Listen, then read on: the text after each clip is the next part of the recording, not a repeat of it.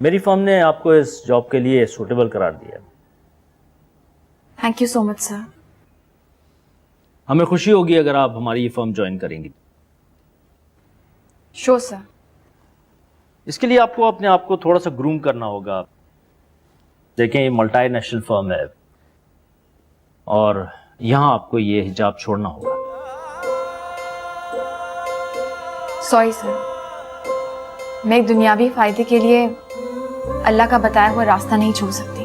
آپ ریئلسٹک ہو کے سوچیں. آپ کو کہیں بھی جاب ملے گی تو آپ کو یہ قربانی دینا پڑے گی.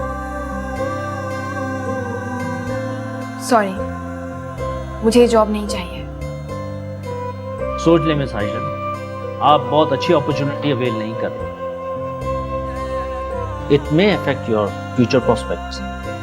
آپ اس بات کی فکر مت کریں، میری اس بات کے لیے میرا رب وارث ہے.